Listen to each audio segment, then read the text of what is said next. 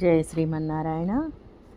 ఈరోజు 335వ రోజు పారాయణలో భాగంగా శ్రీ విష్ణుపురాణే సవ్యాఖ్యానే షష్టాంశః సప్తమోऽధ్యాయః కేసిధ్వజేన ఆత్మవిద్యోపదేశః. నిన్నటి భాగమునకు కొనసాగింపుగా తస్య చాలంబనవతః స్థూలరూపం ద్విజోత్తమ ఆలంబనమనంతస్య యోగినోభ్యసతః స్మృతం. ఆలంబనము కల ప్రాణాయామమునకు అనంతుని స్థూల రూపమును ఆలంబనమును చేసుకుని అభ్యాసము చేయుట సగర్భమనబడును, అనగా సబీజము. విష్ణు చిత్తీయ వ్యాఖ్య. ప్రాణాయామం సబీజ నిర్బీజతయా ద్విధాభిప్రేత్య తత్ర సబీజస్యాలంబన మాహ తస్యేతి స్థూలరూపం మూర్తం భగవతో రూపమితి వక్ష్యమాణం. రూపస్య స్థూలత్వం భగవత్స్వరూపాపేక్షయా. విష్ణుచిత్తి వ్యాఖ్యకు అనువాదం. సబీజ నిర్బీజములుగా ప్రాణాయామమునకు ఆలంబనమును చెప్పుచున్నారు తస్య అని. స్థూల రూపం అనగా భగవంతుని మూర్తం రూపమని చెప్పబోవున్నది. రూపమునకు స్థూలత్వం అనగా భగవత్ స్వరూపాపేక్షయా అని తెలియవలేను. శబ్దాదిష్వనురక్తాని నిగృహ్య క్షాణి యోగవిత్ కుర్యాశ్చిత్తానుకారిణి ప్రత్యాహారపరాయణః. ప్రత్యాహారపరాయణుడు శబ్దాది విషయములందు అనురక్తములైన ఇంద్రియములను చిత్తానుసారములుగా చేయవలెను.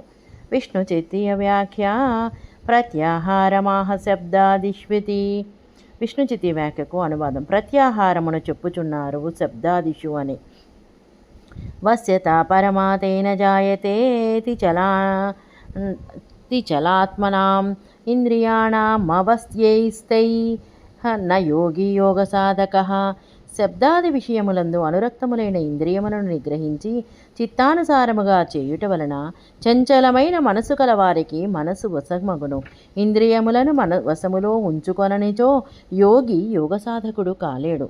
ప్రాణాయామేన పవనే ప్రత్యాహారేణ చేంద్రియే వసే కృతే తతః కుర్యాత్ స్థితం చేతః శుభాశ్రయే.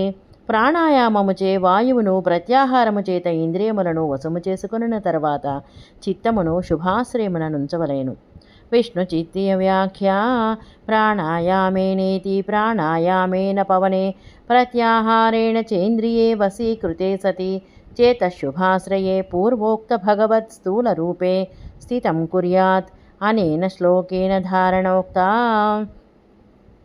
విష్ణు చిత్తీయ వ్యాఖ్యకు అనువాదము. ప్రాణాయామేన అని ప్రాణాయామముతో వాయువు ప్రత్యాహారముతో ఇంద్రియములు వశము చేసుకొనిన తర్వాత చిత్తమును శుభాశ్రయమున పూర్వము చెప్పిన భగవానుని స్థూల రూపమున ఉంచవలయను. ఈ శ్లోకముతో ధారణ చెప్పబడినది. ఖాండిక్యమువాచ.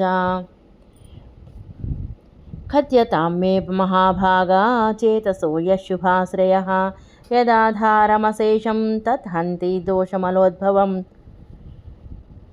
మహానుభావ, చేతస్సునకు శుభాశ్రయమగునేదేదో నాకు చెప్పుడు. దేనిని ఆధారముగా చేసుకుని మలోద్భవమైన దోషమును తొలగించును. విష్ణు చిత్తీయ వ్యాఖ్య.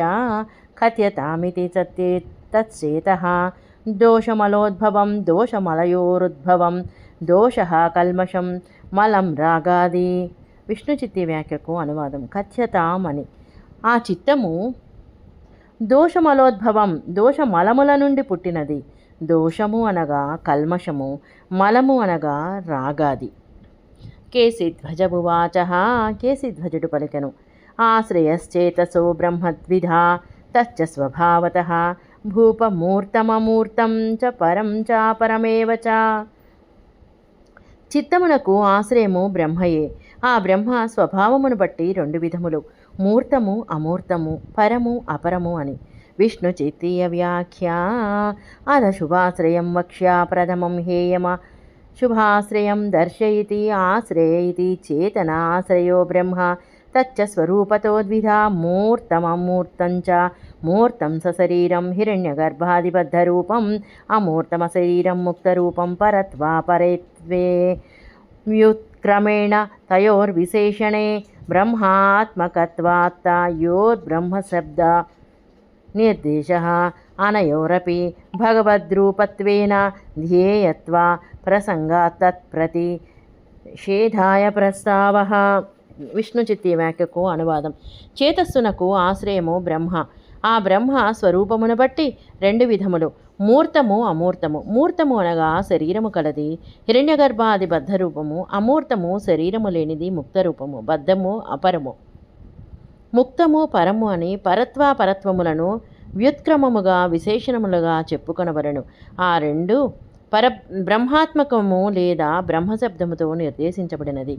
ఇవి కూడా భగవద్ రూపములు కాన ధ్యేయత్వ ప్రసంగమున్నందున దానిని ప్రతిషేధించుటకు ప్రస్తావించబడినది.